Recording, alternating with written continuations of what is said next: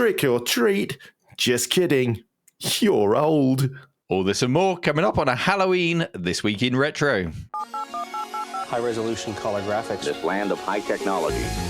The revolution in technology that made the information age possible. Those kids are not afraid of computers. How did we survive before Google? A storm of Atari. And can a game kill you? All of these killer topics and more coming up on this week's show. Up-to-date news for out-of-date tech. Hello and welcome to the show. It's been a few weeks since I've been here, and I've got good reason for that, which I will explain.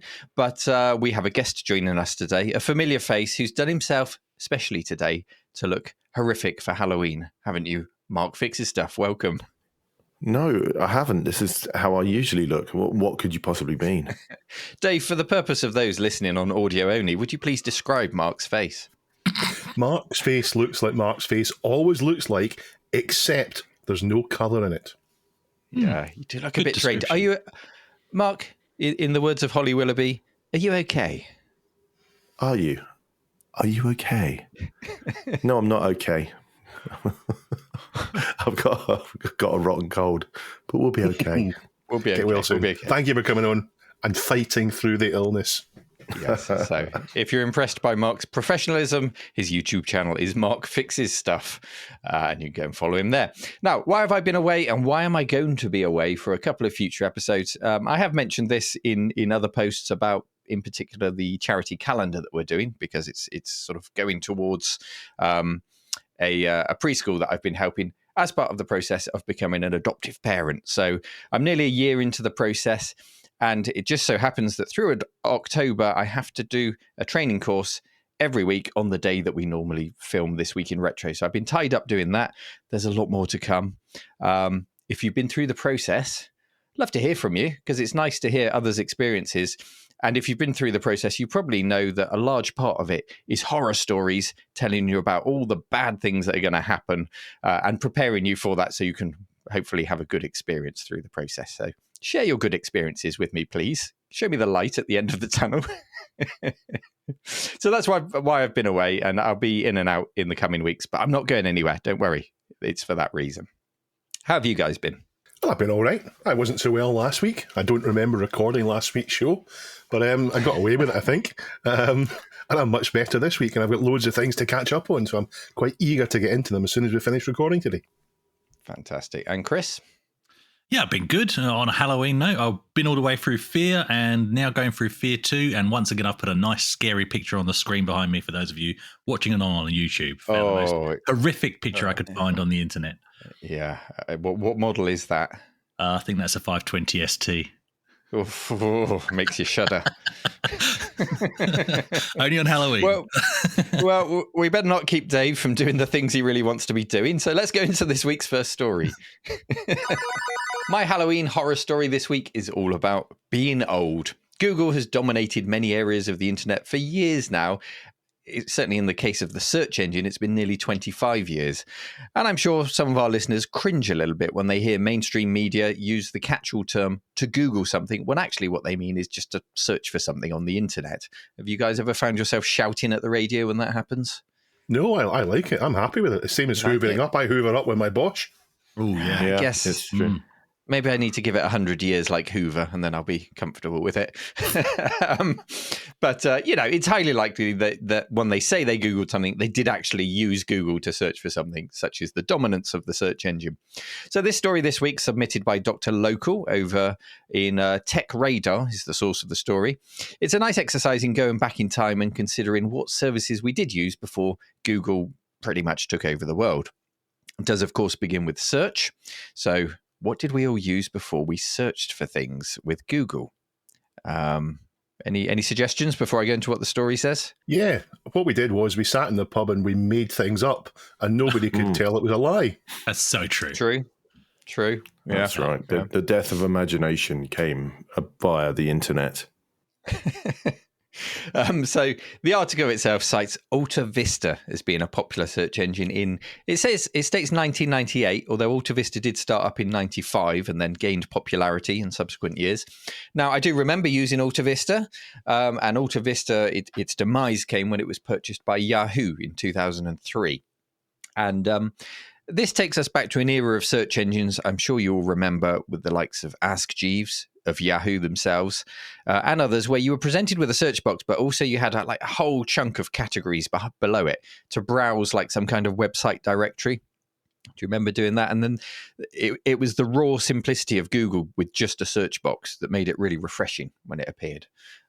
It took a very simple and different direction. So, yeah, I mean, they always used to be called web directories, if you remember back in the day. So you had Alta Vista, you had Dogpile, Ask Jeeves, as you said. What was the one with the little spider, the web crawler? I can't remember that. But there were loads. And I remember in the 90s when I worked for a small company, because I was under the age of 20 and I could plug a toaster into the wall, I was suddenly in charge of all things technical. So I had to submit our website to search engines. The website that I had to put together, by the way, in Notepad, and it looked awful. But I had to submit it to search engines, and you'd find these hundreds and thousands of lists of all these web directories and web rings. Do you remember web rings? Yeah, I mean, Google really is an example of how everything got dominated by one service and then just all sort of like compressed into one thing, and we do say things like we hoover up, we Google something. Oh, your face is ugly, but we can Photoshop that. These things do come to pass through dominance and usage. Yeah, you bring up a few things that come up in the article, including Photoshop as a catch-all term there, Mark. And the article does go on to discuss other Google services. Oh, and by the way, if you're listening and you can tell us what name the search engine was with the spider, please do. Because I can picture the spider, I just can't remember the name of the service. So the article goes on to other services, including Google Maps, something that I use all the time, especially since I got a car that supports Apple CarPlay. Do any of you use CarPlay or what's the Android one?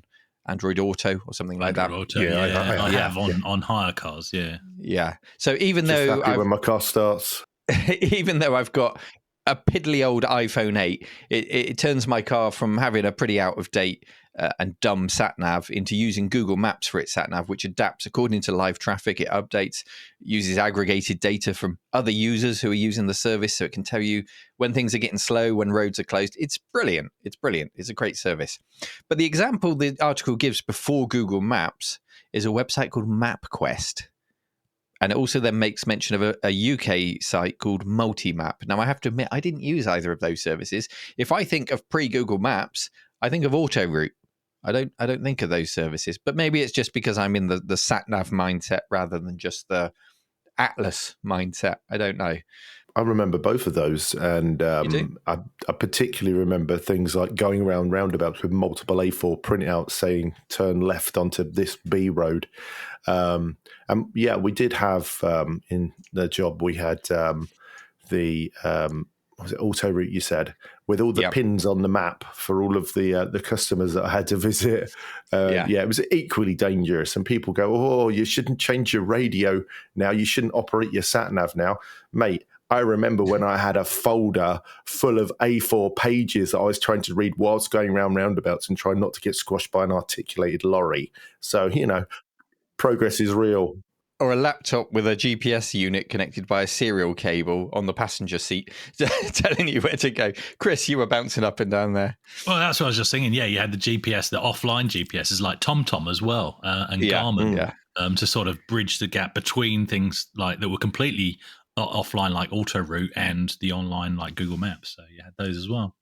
And of course, other services exist, as do in the case of all the examples we'll talk about here. I think, is it Waze is one of the sort of most used open source mapping systems. And I remember it might have been that one. It might have been another one when it first came about. To encourage users to use it, it turned your route into kind of a Pac-Man game. And you had to drive around gobbling up the Pac-Man balls to kind of train the service. That was fun.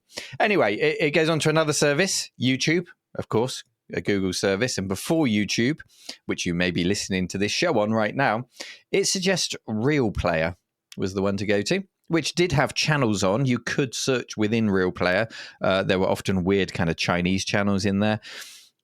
But it wasn't that huge searchable website that YouTube is today. More often than not, you came across a file on a website that just happened to be in the real format, and then you'd click it and you'd play it, and you'd get your latest episode of South Park or whatever it was that you wanted to watch at the time. There's no sort of shaking of heads or arguments to that. I think Real Player was pretty much the de facto standard, wasn't it? I hated it. I hate RM files. Yeah. Oh. Yeah. Yeah, I really can't think of anything that made online video as accessible as YouTube did. Before that, it was kind of a real struggle, but that was also because of the bandwidths we were dealing with at the time as well. So it was sort of a technology that emerged just at the right time. I really can't think of what I would have gone to before other than downloading an animated GIF. Then we move on to web browsers. Of course, Google Chrome. Chrome currently has about a 61% market share in web browsers. Now, the article gives Netscape Navigator as an alternative, and I can't argue with that, but it is worth remembering that through fair means or foul, Microsoft's Internet Explorer did have a 95% market share at its peak in 2003. So plenty of people were using IE before then. But if you go back to the earlier days of the World Wide Web, yes, Navigator, and even before that, Mosaic, which really helped to kick the web off. So I can't argue with that. Do you guys remember? I mean, I was a heavy user of Netscape Navigator, but I had Netscape Navigator Gold, and not many people talk about it. You remember that? Yeah. I do remember that. The icon was literally gold. Yeah. As well. And it had a built-in web page editor. That was what was different about it. So, yeah, not many people talk about it. And it was still free as well, wasn't it? No. I think you were meant to pay for that version. I think you had to pay for it, yeah. I didn't. Yeah. So, yes, you're right. It was free, Mark. It was free.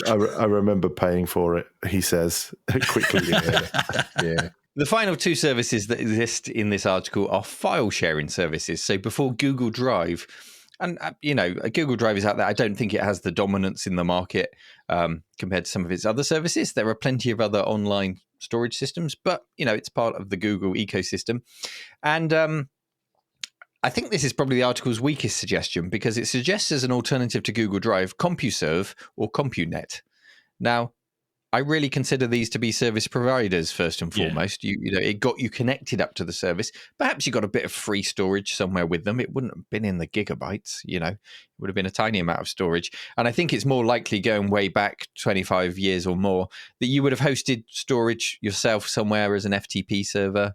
You would have got that set up, opened up your firewall to get in and flashed your nerd credentials to people who had no idea of how to do this stuff. I was just going to say, CompuServe and AOL, they used to try and outdo each other with how much free web space they'd give you for your free web space on their service, which wasn't a website. It was just basically a page. And finally, photo sharing. It says, before Google Photos, we used Flickr. And that only takes us back to 2015. That's a fairly new service. Yeah. And I'm a bit old school because I consider photos to just be files. I don't consider them to be something separate. I would lump them in with cloud storage services like Google Drive. And personally, I still use a NAS at home and have an offline backup of that. But I know with mobile phones, with the way people consume these days, it's a nice, easy service to use. Google Photos to know that your photos from your Android phone are backed up and you can bring up your tablet and look at them on there as well and all the rest of it. But they're just files, right? So there we go. The whole article is a reminder of pre-Google dominance and the services that we used. Dave, you've shared some of your thoughts so far, but do you agree with the writer's overall thoughts? Tell us about your experiences. I mean, broadly speaking, they're right. There's something I've been thinking about the whole time been speaking, and it's the holy grail of what big internet companies have been trying to achieve from the word go, which is their page being where you go on the internet and everything contained within them, within their sphere. And we know that Yahoo tried it to some success. That was AOL's whole shtick. That was the whole point of AOL. But it's still happening now. That's what Microsoft are doing now in Windows 11. They're trying to get you to go through them to get anywhere, be it your own files on the internet. So this is still something that's ongoing. As for Google's dominance, I'm very conflicted on it. On the one hand, I'm uncomfortable with the way that Google harvests and sells data and then targets us with adverts. I don't like how privacy is gone that way. However, I'm not sure how harmful it actually is in real ways. I don't see the real harm in it, apart from a few kind of edge cases. But I don't. Something I'm not comfortable with is the way that searches work. Neil? Well, something the article doesn't bring up is security or privacy. It's really just a nostalgic look back at alternative services. But obviously, these things do come into play in the modern day with the sheer number of users, the speed of our connection, and the volume of our data that we're able to share through the speed of that connection. So it is a concern, But if you go to Google, it's heavily skewed in terms of commercial sites, and that's much different to how the internet used to be. Used to be the internet would search all sorts of places, but now it tends to search news and content provider sites first of all, and that's presumably because they're paying Google for it. But on the other hand, I love Google Assistant. It puts my cinema tickets QR codes into my Google Wallet to make it easier when I'm checking in at the cinema to go and see a film. I like the way it reminds me of things. It knows when it reads my email, so it'll remember things from reading my emails. And I recently switched from a Samsung phone to a Pixel phone, which is Google's own. I love it because of the full fat Google experience. So I enjoy the benefits of being totally in their not quite a walled garden like Apple, but within their whole sphere. But I did like the old way where everything was separate and we can configure it the way we wanted. These days, it's not quite the same. But a lot of what we had before was rubbish. I mean, Rear Player, as I said, can get in the bin. Mozilla was better than IE, but it was clunky. And the only reason web browsing now is such a pain is because of the masses of tracking and the fact that there's no longer really web pages out there. It's all dynamically generated remotely. When you ask for it, you'll get a page that's been generated just for you in most cases, whereas it used to be a static web page that you connect to. In most cases, yeah.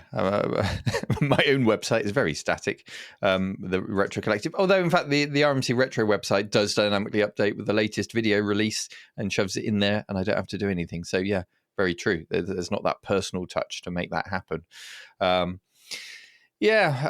Mark, any points you want to throw in there? Well, I mean, you complain about privacy now, but privacy laws have been brought in over time as things have progressed. So the reason you're more worried about privacy these days is because you're more aware of it. Back in the wild days, the frontier days of the internet, they weren't trying to drag you into an ecosystem, but they were literally harvesting your data and selling it because it wasn't against any laws. So now when you hear of a breach, it's because there's a breach and it's reported. I was going to say, it's more that I feel I should be concerned about privacy than I actually am concerned about privacy. I think everybody's in that boat. Everybody feels the twinge of guilt through laziness that they maybe shouldn't be so heavily invested into the Apple or Google ecosystem, that they shouldn't just be letting all of their stuff pile up in all these services. And, I've got a problem because I used to be in the Apple ecosystem on YouTube, so I'm heavily invested in the Google ecosystem. And there's things like, what's this called? What's the one with the little box? I can't remember. The file sharing service. There's Dropbox. So many of them. Yeah, Dropbox. There's Dropbox. There's Microsoft 365. There's Google Files. There's all kinds of nonsense. And I've got things everywhere now, because they all come out with these special deals, and because you got one foot in one and one foot in another, I think that's the danger of the prevalence of all these things. But then again, do you just want it to come down to one system? Because, you never put all your eggs in one basket. I mean, putting eggs in a basket's a pretty stupid thing to do anyway. Put them in the fridge. On that bombshell, Chris? Well, look, I could echo everything Dave said, I think, and make it my own. My modern is I'm mainly Google and Google services, other than backing everything up to OneDrive, simply because you get more space. If you pay for Office 365, you get a terabyte per user. So that just makes sense to me. So my phone actually backs up to OneDrive rather than to Google Drive. And I can sleep at night knowing if, every single day I wouldn't lose a single photo so long as that phone survives till the end of the day. And that's a good thing, but equal questions about privacy. But so going back to the nostalgia trips, I mean, I was a heavy Alta Vista user and was very sad to see that go. Netscape I've talked about. WSFTP was the little program I used for uploading files, but again, it was to my service provider's free web space, which I think my first ISP, there's a trip down memory lane, it was Virgin, in fact. And they used to give you a bundled disk and all of that. And at the time I was looking into website development, and then I remember ringing up the support line. Yeah, I've created a web page. Look, this is a confession, right? I've made a web page and I've turned on the web server service in Windows, and I don't think anybody can see it. So I rang up, and the nice guy at the other end said, yeah, you kind of need to upload it to our server. So that's how green I was when I first got into a web developer. Tinkering. No, this was before I was a web developer. This was me tinkering on my own. Certainly wasn't paid for it at this point. So yeah, it was an interesting time, Wild Frontier. But I remember using WSFTP for years. So that's my memories. Yeah. Well, it's an interesting article. I'd recommend you go and have a read. It's also a reflection of the various battles over the years, that, the front line of technology of all the different fronts, whether it's online storage, web browsers, streaming media. These battles have come and gone. And the current one that's raging, of course, is artificial intelligence and AI assistance. Just the other day, I saw my laptop, which has Windows 11, popped up and said, oh, here's Copilot. It's in the beta phase. You should start using Microsoft Copilot to help you, and you've got all the assistants on your phones, Alexa, and all the rest of it. Oh, I shouldn't have said that. Sorry if I've triggered your assistant by saying the name. So it's an interesting piece of history, and it will continue to rage on. And sure enough, in 25 years' time, we'll be talking about AI and all of the other fronts. Do check it out. And I think we can probably formulate our question of the week, perhaps around some of this. Maybe we'll come to that at the end of the show. We are sponsored this week by Pixel Addict Magazine. Pixel Addict Magazine comes out every 6 weeks on the dot, and it is a monthly magazine which has lots of digital culture in it. I bloody love Pixel Addict Magazine. That's all I wanted to say. This month's magazine has a special section on Lemmings, a game close to all of our hearts, particularly Mark. I am so excited because I'm looking forward in the script, and apparently it has an article on the NC100, which you've described as a little handheld, but that was the Amstrad NC100. It was the iPad before the iPad. I had one of these. They were fantastic. Sorry, carry on, Dave. I'm excited about this article, seriously. I think you're getting ahead of yourself, Chris. Yeah, you'll never guess what I'm going to say next. Neil. Sorry, Chris just mentioned a script. Can someone send it to me? The article on the NC100 makes me think about something else. They did a special one-off Amstrad Addict magazine. A beautiful cover illustration on it. They had an interview with Alan Sugar, all sorts of things. I've not read mine yet. I'm going to get it. When I go down to the cave, one of the editors will be there, and I think it'll be nice to take that home with me and read it in the hotel room.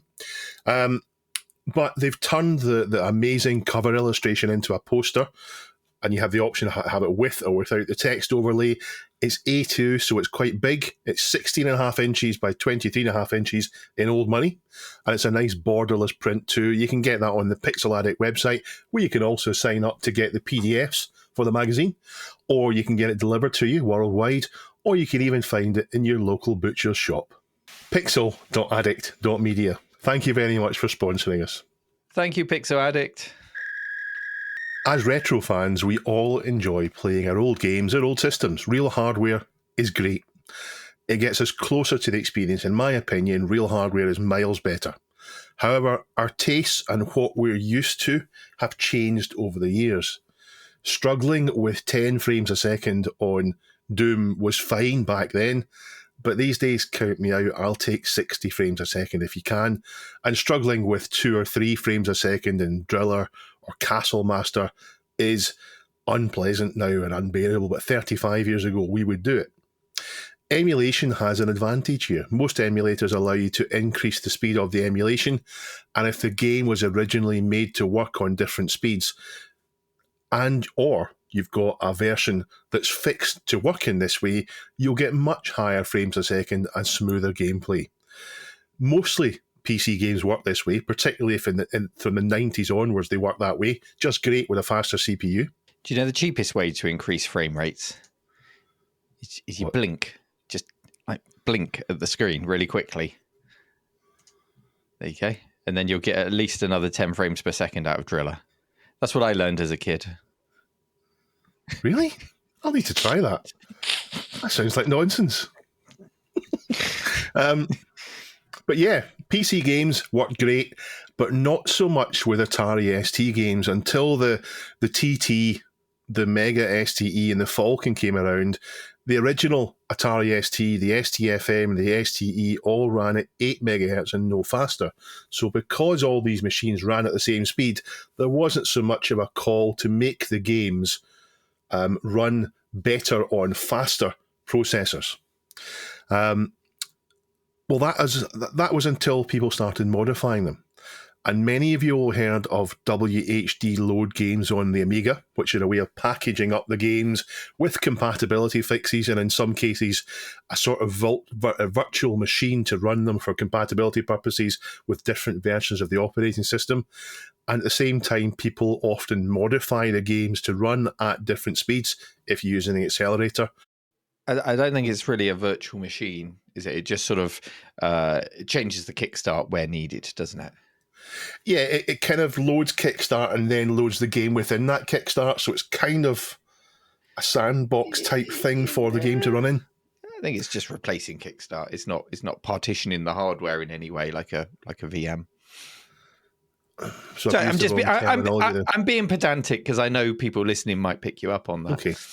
Yeah. Well, it runs them within a different environment that way. That's why they often need much more memory to run. Sometimes they'll modify, in fact, they will modify them to run for hard disks as well as putting save states in there as well. The Atari ST does have that in the community. Atari at 8-bit chip has a huge list of them, and there's another big list of debug of these modified games that are speed fixed for different versions of the Atari and also fixed for hard disks.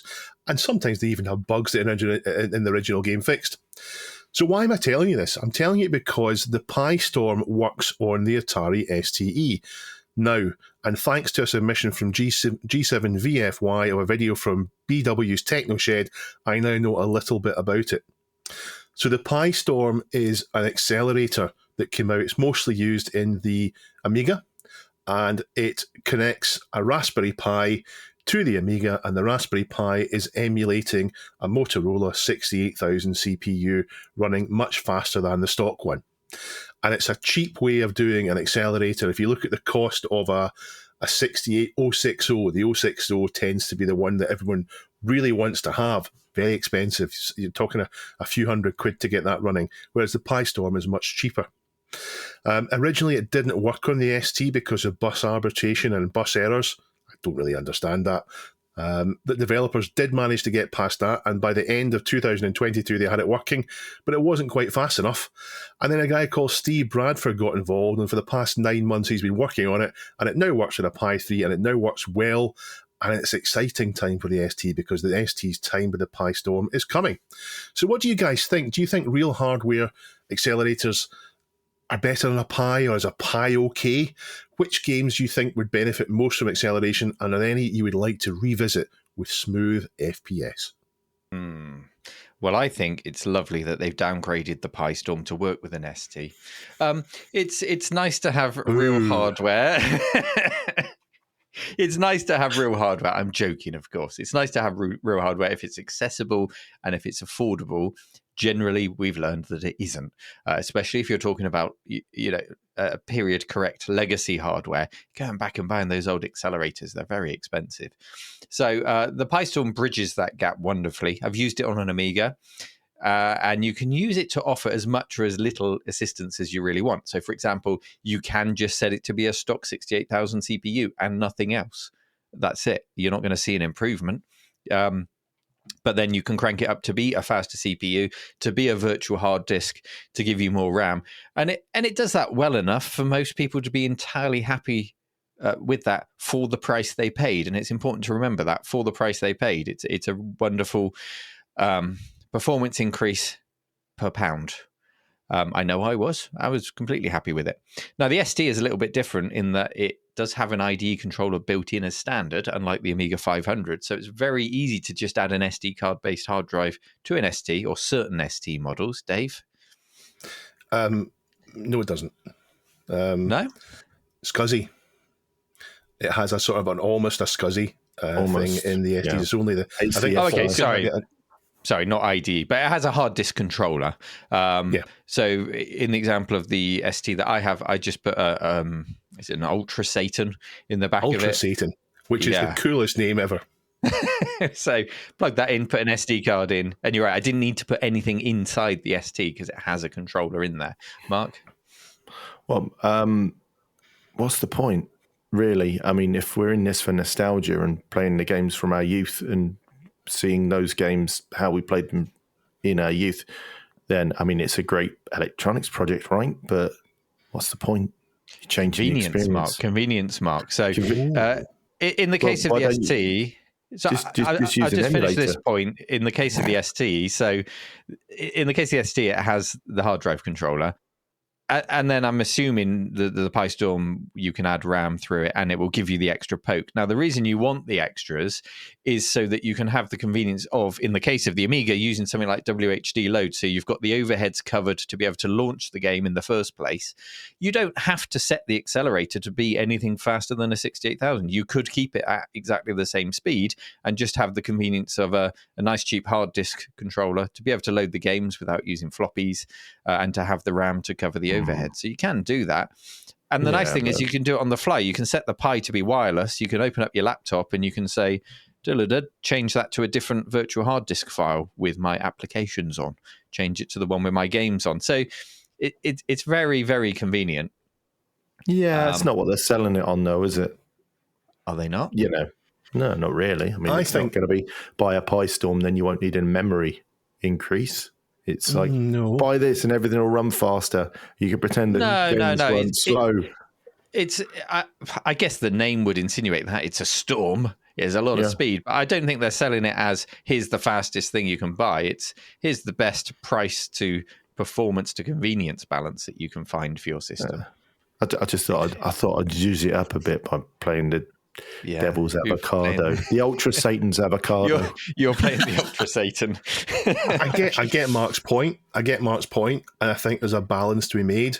I think if you look at a game like Driller, for example, what the nostalgia from Driller is not the fact it's 2 frames a second. That's not what we liked about it. We liked the gameplay and we enjoyed it despite the 2 frames a second. So taking that away and maybe making it to 10 or 15 frames a second, making it smoother, I don't think it takes away from it, but I get your point, Mark. You might be right.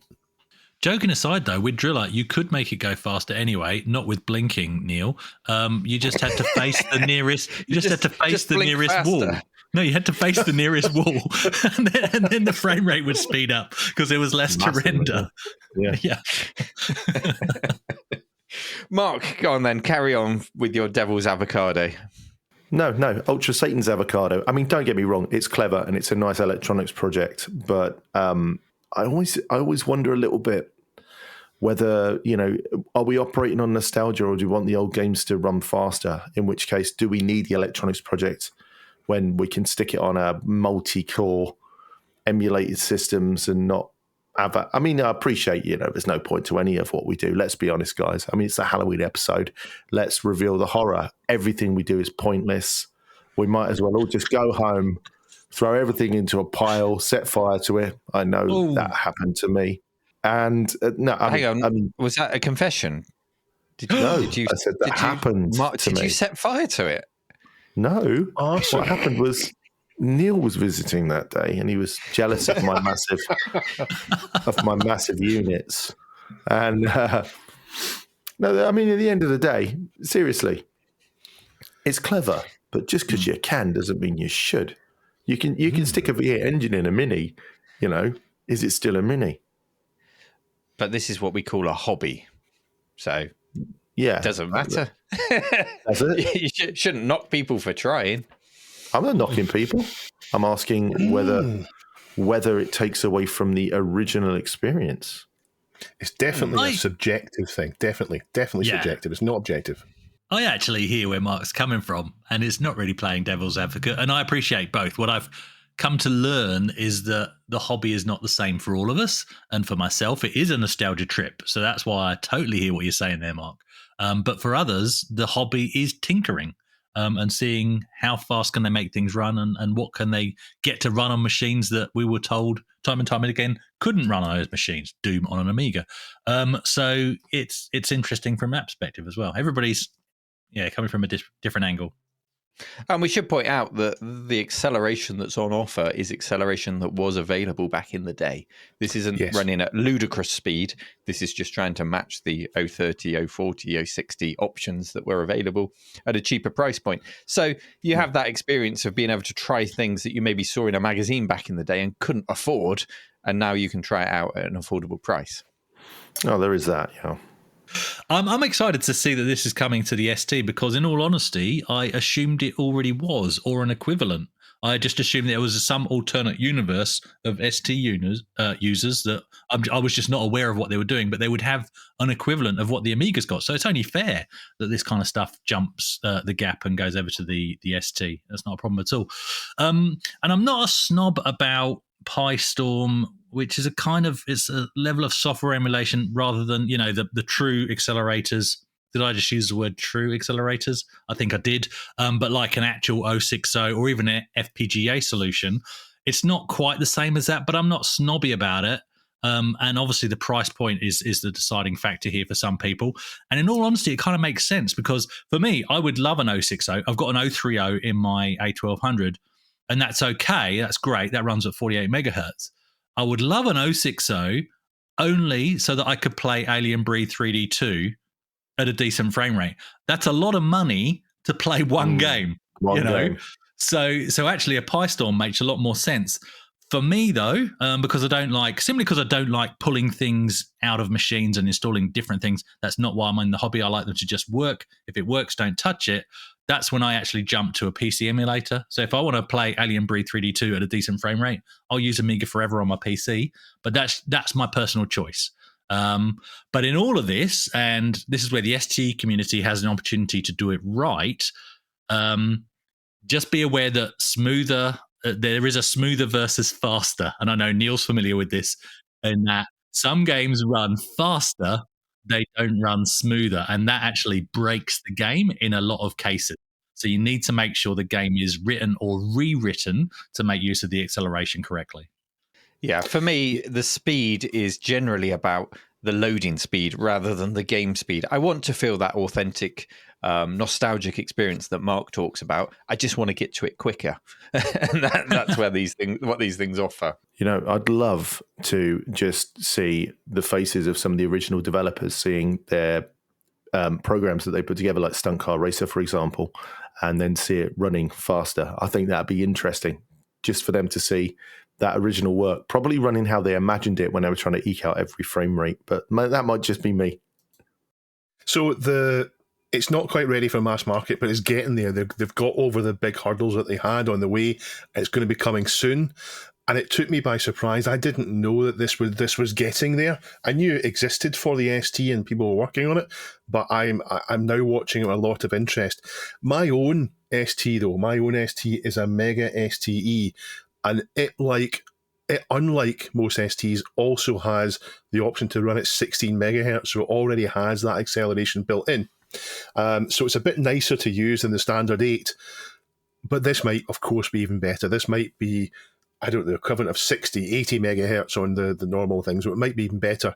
But I'm really keen to find out how compatible the modified games are, because one way of modifying the games is to detect which ST they're running on and adjust it so that it works at the right speed still. And if that has been done, then it won't work with the PiStorm, because the PiStorm doesn't quite work like that.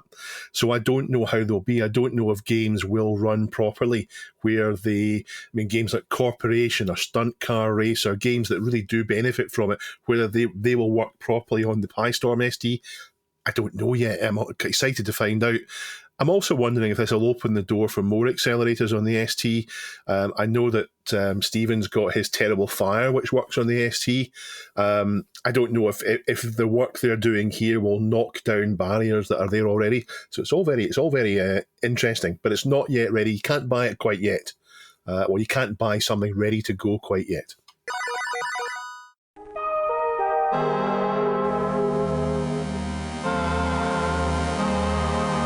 Housekeeping.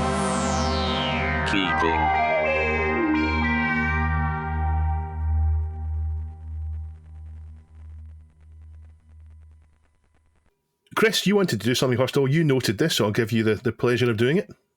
Oh, no, just I think we should congratulate our good friends at the Retro Hour on 400 episodes. They did an excellent 400th. Lots of people giving their thanks via voice messages that they set up. So, yeah, well done, guys. Dan, Ravi, and Joe. Fantastic. Love it. Well done, Retro Hour. Well done. Well done.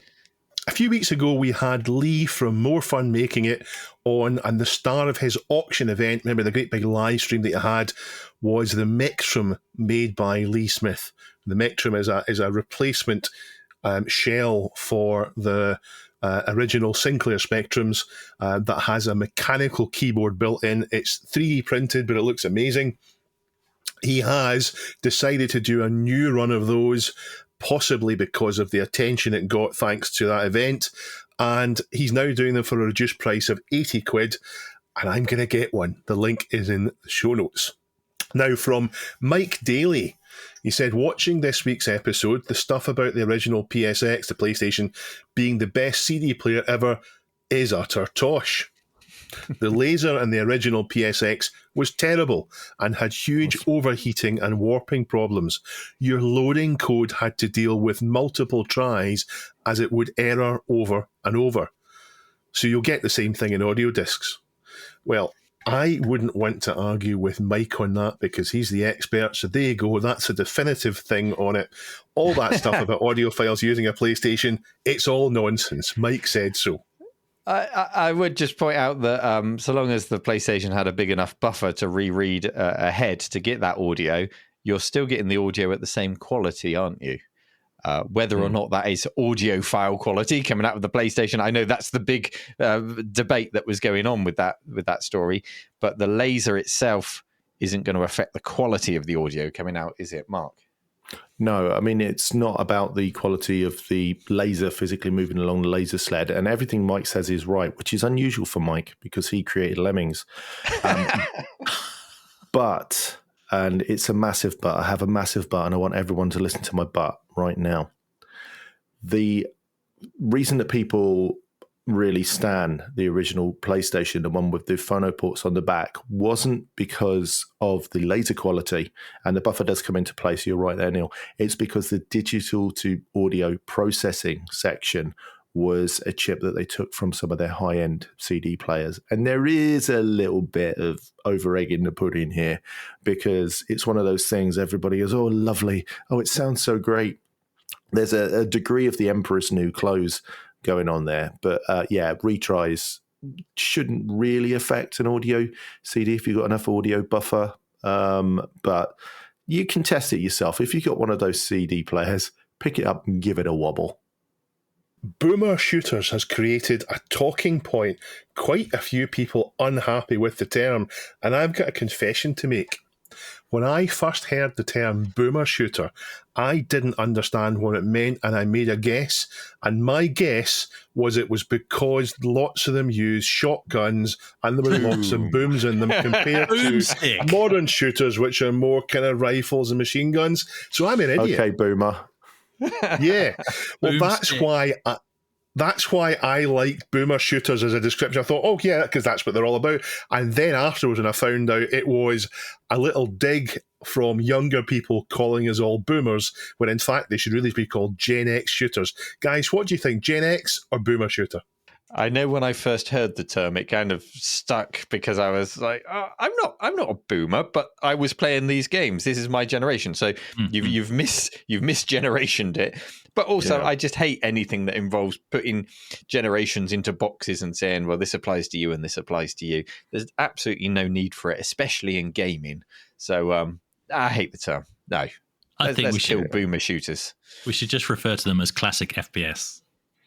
Yeah, retro-inspired FPS or, old school FPS. Or games from in my day. Well, they're often referring to new games that have, that old school flavour, Mark, as you say when you're DJing. Like when people go, oh, look at these games. Oh, I really love the pixel art. No, that's how it looked back then. It's not an aesthetic choice. That was all the colours we had. Yeah, so that was us pushing forward, not reaching back. So if it's an original, like the original Doom, that's a classic FPS. And if it's a new game made in the style of, then that's a retro FPS. And that's the correct use of the word retro. There you go. Yes. I can agree with that. Vintage Fantastic. and retro. Mustard Custard points out that Pete Weller, the original RoboCop actor, came back to do the game. So I was talking about the game the other week, and he pointed out there's a Steam demo. Unfortunately, the Steam demo was only available for a short period of time before it was withdrawn. What's that about? So I've missed it. Scarcity of availability creates demand. And to get my briefs out, Frasier Fantasy was released for the Game Boy Color, as in Dr. Frasier Crane. The blurb says, fight for your antique silverware. Sneak through the live-in help's bedroom. Attempt to throw the ultimate dinner party. Another brief that I want to add in this week. The Super Control Dock is now up for sale at retrocollective.co.uk. I'm hijacking this section, Dave. This is a USB device that lets you plug original SNES and NES controllers, including analog ones like the SNES mouse, into your PC, your Pi, your Mac, your Mister. And get this, the Nintendo Switch too. You can play Nintendo Switch using original NES or SNES controllers. It's available to buy in most regions right now when this show goes out. And it should, when this show goes out, have FCC approval, so we can now sell it in North America. If not, give it a few more days and you will be able to buy it in that region too. Go to retrocollective.co.uk and press shop. Analog are doing a Nintendo 64. They're calling it the Analog 3D, a reimagining of the Nintendo 64. The company says the new console will have 100% compatibility with N64 cartridges in every region. That's a thing now, original cartridges working, and will even support 4K output. It will also include original display modes featuring reference quality recreations of specific model CRTs and PVMs. We'll probably cover this properly when more details come out. My only question on that is, does it have Nintendo's blessing? We shall see. It must do. Surely they wouldn't get away with it otherwise. A project to inspect the code of the original Civ 1 and recreate it, called Open Civ 1, that's been posted there. And a BBC teletext version of Elite. The same game, but it uses teletext codes instead of graphics. And looking at it, it's surprisingly playable. It's Halloween weekend, and for the record, I don't believe in ghosts myself, but everyone likes a good scare. And I also do take note of when things go a bit strange. I mentioned briefly a few weeks ago that I had a glass of vodka on ice that inexplicably shook in the middle of the table in this very room. And I hadn't given full details. So it happened just after I'd stopped testing Until Dawn Rush of Blood on my PSVR. And I don't mean I bumped the table. What I mean is I'd done testing the game. I'd switched it off. I'd put the headset down, and I was sitting back on the couch to watch some YouTube on my telly, and the glass just shook. Actually, the glass didn't shake, just the ice within the glass shook by itself. And not briefly enough for it to just be the ice sort of resettling or maybe cracking with the change of temperature. It was quite a sustained shake, and then it stopped. You hadn't put your VR headset on the table, had you? It wasn't just sort of vibrating away next to it? No, don't. Now you made me think. Did I? No, because I was using the Move controller, so it wasn't even the PlayStation controller. Everything was off. It wasn't that. No truck had rolled past. I couldn't hear anything outside that would have caused it. And even the next day, I checked the news because sometimes you might get a slight shimmer from an earthquake, but there was no reports of any of that. And it was only the ice in the glass that was shaking. Nothing else in the room was shaking. Well, you know what that means. Ghost. Dinosaurs. You've seen Jurassic Park. You've seen the glass on the table. No, Dinosaurs. the only sensible thing for that is aliens. Oh, yeah. I would suggest it's alien dinosaurs. Alien dinosaurs. Well, Correct it. Listen next week for our next case. So it could either be dinosaurs, aliens, or alien dinosaurs. I'm with you on those explanations. Another explanation, and stay with me on this, maybe Until Dawn Rush of Blood is a haunted game, because apparently that's a thing, right? So knowing this episode was going to air close to Halloween, I put out a call on the Discord chat for anybody to post scary stories, scary game-related stories if they had them.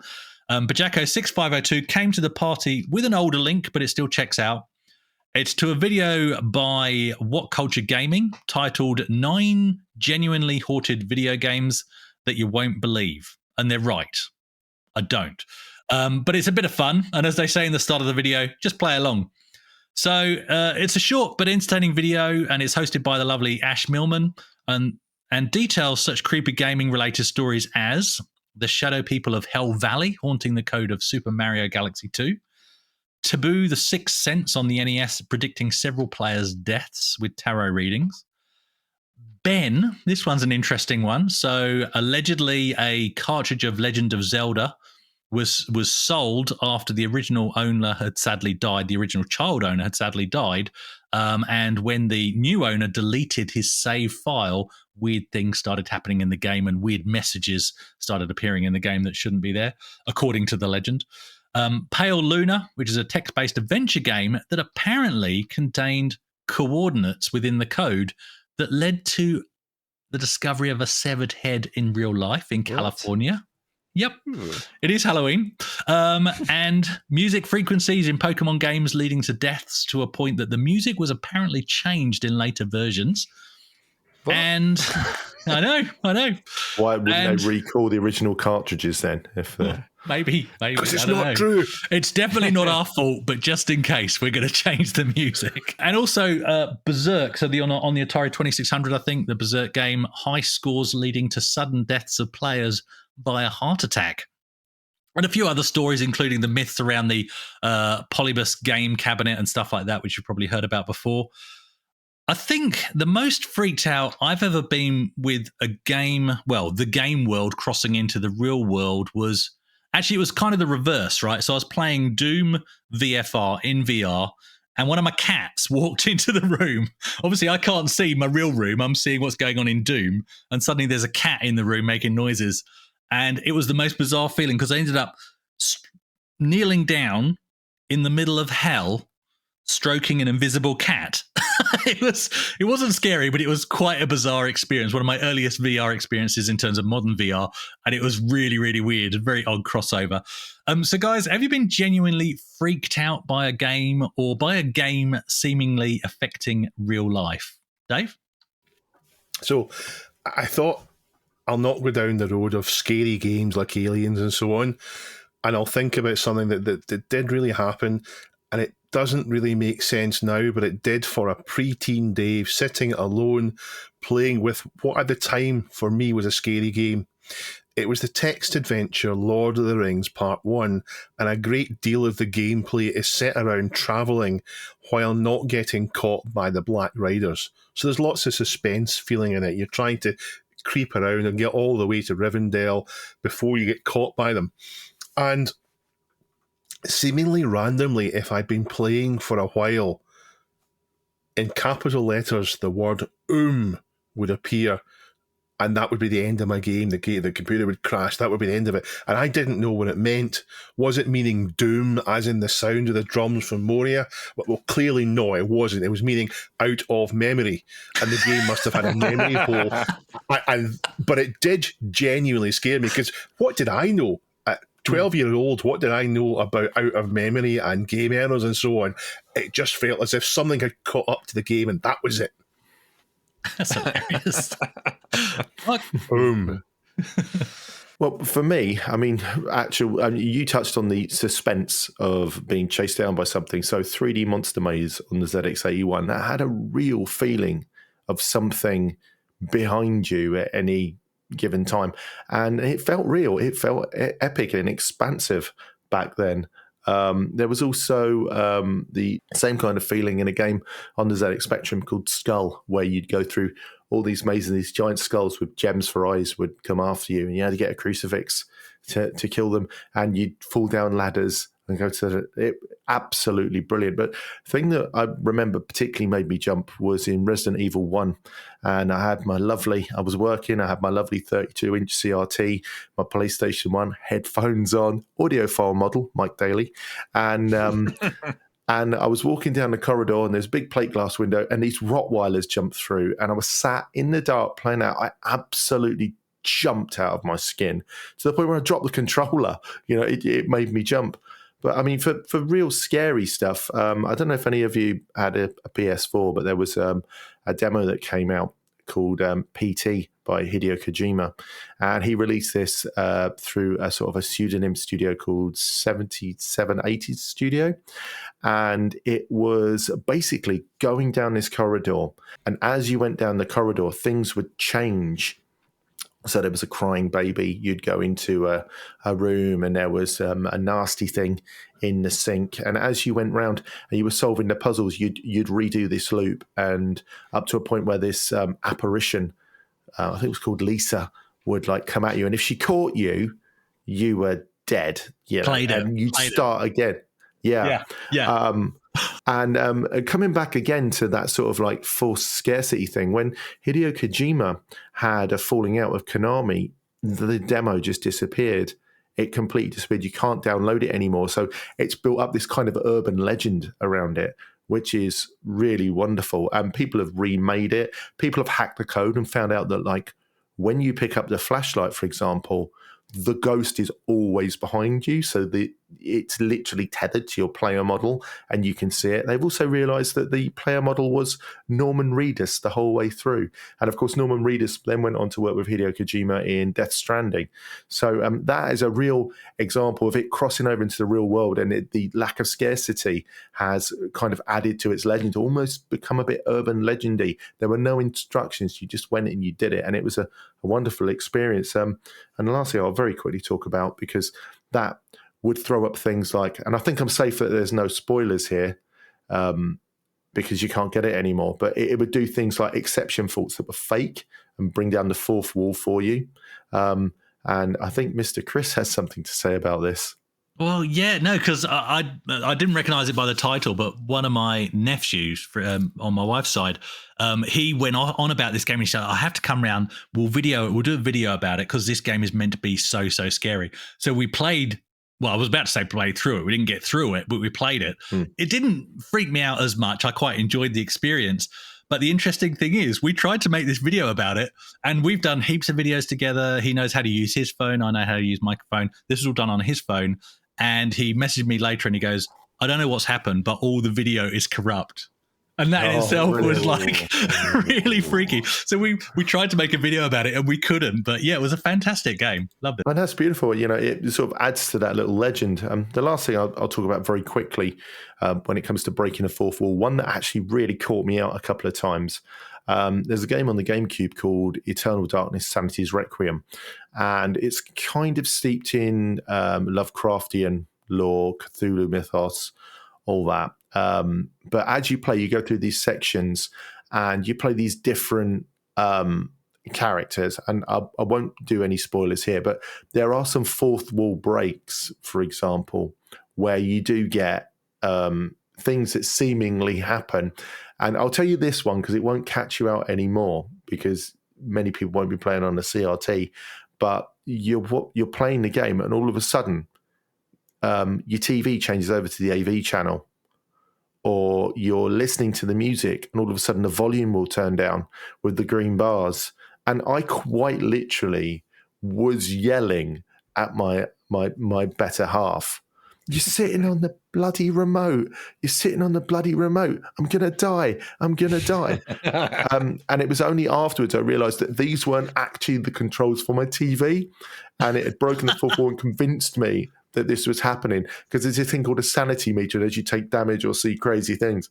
So that was absolutely brilliant. And I think what better time to discuss this than on a Halloween-related episode.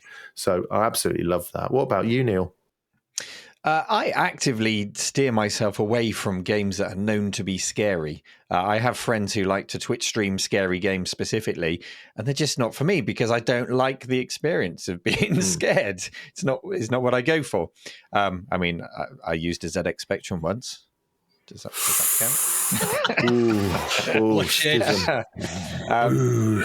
So yeah, I mean, and this goes back to the days when I used to play games like Darkseid or Elvira with the lights down, upstairs and the wind and the rain howling outside, and I would scare myself, and just decided that wasn't really for me. Dave, do you mean when you say scary? Do you mean things that are unsettling, like I have no mouth and I must scream, or do you mean scary things like jump scares?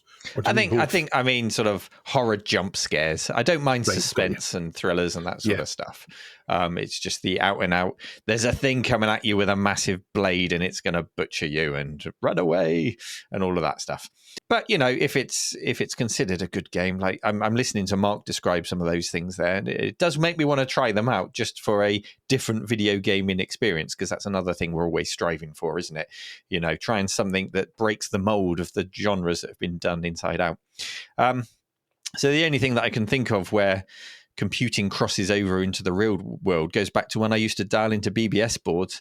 I remember downloading a game, I can't remember what game it was, and some mod music files, because BBSs used to be the place to go and get mod files to try out in your tracker, and thinking nothing of it. And then an hour later, the house phone rang, and then there was a guy on the phone who said to me, "So, you like jungle music, do you?" Because the kind of mod files I'd been downloading. So obviously he was a sysop on the BBS and had seen the numbers coming in. I hadn't been clever enough to obscure my number. And you got to remember, this is when we used to have rotary phones. I think we had a rotary phone at the time, so big old handset. And he would have been holding his handset up to his Amiga and going, "What do you think of this?" And he starts playing jungle tunes at me down the phone. And the quality was terrible, as you can imagine. And he claimed that his name was Bill Gates. So I'm like, okay, Bill Gates, that's a nice tune. Thanks for sharing that with me. Click. And then he called again, and he called again, and he called again, and he kept calling. Bill Gates kept calling my house. And then my dad answered it, and he started getting really furious about this, as you would. You don't want to be disturbed on a Saturday night with the phone constantly ringing. And my dad didn't really know who Bill Gates was. So he was saying things like, "Neil, why does Bill Gates keep calling?" Dave? So, was the guy just not aware of normal social norms and thought he was befriending you, or was he trying this to freak you out? I think he ran a BBS, so I think you've answered your own question there, guys. Yeah, perhaps. Yeah, I think he was just trying to, this was just his way of having fun. I don't think he was, up to any freaking tricks. He wasn't trying to get free calls through us or anything like that. He was just being a messing with idiot. And so it got to the point where it freaked me out enough that I had to yank the phone cable out of the wall and leave it disconnected all night until he gave up. So there you go. Bill Gates, big jungle fan. Nice. You should have just left the line open. Massive. He would have cranked up a bill. That's true. Maybe. Yeah, should have just left it open. Going back to all these scary stories in this video I mentioned above, the Berserk story is an interesting one, as I think that's actually the most plausible, as in players dying from a heart attack whilst reaching a high score. I don't think for 1 minute it has anything to do with the game itself. So it's not that Berserk is a haunted game, but rather just the act of being hyped up during gameplay, and perhaps an unfortunate perfect storm of an undetected pre-existing condition. It happens to athletes. We see that in the news quite often, but it does also happen to gamers. I won't go into massive detail because it's quite a personal story, but we actually nearly lost my son Luke back in mid-2020. He'd got home from work, sat at his desk in his room to play League of Legends, and 5 minutes into the match had a cardiac arrest. I was at work for all of this, so I didn't see it personally. And the story ends well. I'll throw that in here. He is alive. He's a 5%er. But, people were home. CPR was given to him by his twin brother, Zach, and the ambulance arrived very fast. He survived. No brain damage as a result or anything like that. Very, very, very lucky that people were in the right place at the right time. If you've got a pre-existing condition that you probably don't even know about, gaming can get you to that same state of increased heart rate that can lead to the perfect storm in your body. So the Berserk story, as far as I'm concerned, is probably true because apparently there's more than one player that it happened to. But again, it's nothing to do with the game itself, just one of those things that can happen. So actually, while I started this story as a bit of fun for Halloween, I'd like to sort of end it on a bit of a serious message, if I may. And that's learn CPR, because you just never know. And even if you've not learnt it, if you're the first person on site and you come across somebody that's non-responsive, get stuck in, because you seriously can't make that person's life any worse than it is in that moment. And of course, always call the emergency services first. And generally what they'll do is they'll actually talk you through what to do. That's what they did when Zach was administering CPR to Luke. Luke still plays games. He's not played League of Legends, funnily enough, since. The game isn't to blame in itself, but he just doesn't want to play it. And to be honest, I don't think I'd want to either. As for me and my haunted room and my haunted copy of Rush of Blood, Until Dawn, I'm streaming at 1 p.m. UK time. Shameless plug today, Saturday, 28th of October. So I wonder what will happen in the room this time. Time now for our community question of the week. So I've had fun reading this one because I wasn't on the show last week. So I've been catching up. And the question that was posed was, oh dear, Mac versus PC, which camp are you in? Let's have some fun with this one. So I have disabled contest mode, and I will read out the top answer, which comes from our good friend Richard Shears, regular contributor and listener. And he says, now, oh, God, Richard. He's taken the question and he's answered it. Guys, one week I wasn't on the show. You need to be clear with these questions. So Richard has answered, I wear a Mac when using my PC to make me feel sexy whilst editing videos. And I wear my constable costume when using the Mac, constable PC, to help Claire get in the mood to not slap me when I'm wearing the Mac. I used to just have an iMac 27 back in the Skyrim era, which would perform dual duty, but sadly the M1 put an end to that era. And now I need to go back to Skyrim to remove the arrow in my knee, so I'll shut up. Thank you, Richard. He answered it, and he got voted to the top. He did indeed. We did say have fun with it, so yeah. Yeah. Technic UK says, I always like to build my own hardware and tinker, so for me it was and still is Windows. Although if things carry on with Windows as they are right now with Windows 11, I'll probably end up ditching that for something else. Probably Linux Mint, especially as Linux seems to run games a whole lot better these days. To me, Macs were, and still are, overpriced for what you get. Ditto for iPhones. I think the only Apple product I've ever enjoyed using was QuickTime, in which large part was because it was free. I don't know why he got so angry towards the end of that. I don't know why he got so angry. That was you. Nick was being quite civil about it, and you've made him sound as if he's raging. He's a raging Apple phobe. Antiques for Geeks says, got utterly fed up with PCs in the mid-2000s, fighting them all day at work, getting home and installing what felt like gigabytes of Windows XP security patches before reading my personal email. So I switched and didn't look back. However, as Mac design has changed, the drawbacks are really starting to grate. Given the cost, the lack of upgradability regardless of form factor is poor. Having to effectively throw working hardware when someone else decides at the end of life really irks. Still, I really like Mac OS's user-centric experience. Not as good as OS 2, obviously. And it'd be hard to shift platform again now. Time to shut up my face. And Chris says there's four of us. Why don't you read out the fourth answer? Oh, okay. Rowan Forrest. I had to use a M1 Max some weeks ago, and the mouse response felt like wading through mud. I'm sure Macs are nice for typing emails, ordering pizza on the web, and stuff like that. to which Lord Borak 316 chimes in, a grand to browse the web and order pizza. No idea why anybody would buy one when a PC is half the price and does the same thing. Yeah, fair comments all round, I think. I've no idea why anyone would call for pizza when Tesco's value pizza is available. Oh, we got your sponsorship slot in there, Mark, did you? Mark, sponsored by Tesco Value. I can only dream of being sponsored by Blue Stripe. That would be wonderful, wouldn't it? Well, thank you to everyone who contributed. There are a huge number of answers in there, more so than a normal community question of the week. So do go and have a look at our subreddit, reddit.com/r/thisweekinretro.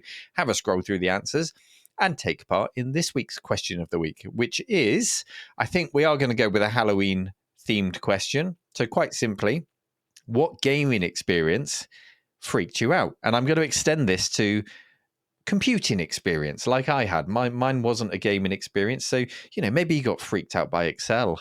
I don't know. What scares you. PowerPoint stalked you. I don't know. What computing experience freaked you out? Head over to our subreddit. And also, if you see any interesting stories this week that you'd like us to discuss, or you'd just like to share with the rest of the community, it's our subreddit, reddit.com/r/thisweekinretro. Submit your stories, upvote the ones you like, downvote the ones you're not interested in. And somehow at the end of the week, a show comes together. And here we are. Thank you, Mark Fixes Stuff, for joining us. I know you've been unwell today, so appreciate the effort of coming and joining us. Go and tuck yourself. You look better, actually. He's looking healthier than he did at the start of the show. It's all those devil's avocados. It is. Perhaps we'll have Ultra Satan on the show again sometime. Dave, Chris, thank you. Ultra Satan. And thank you, everyone, for taking the time to listen. Please subscribe if you haven't already done so. Leave a review on your podcast apps, and we'll see you next time. Take care. Bye. They're waving. Even Duncan's waving. Bye. Bye. We know you're waving, Duncan.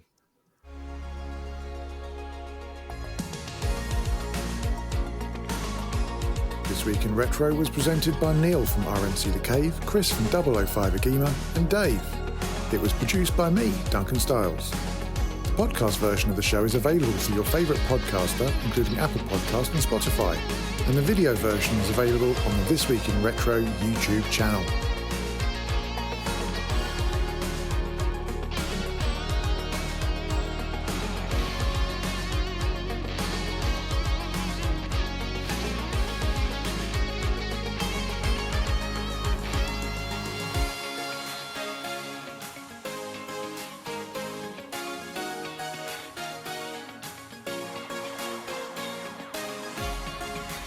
Join our community subreddit at r/thisweekinretro to suggest and vote on the stories we cover on the show. If you watch This Week in Retro on YouTube, please give us a like and subscribe to help us reach new viewers.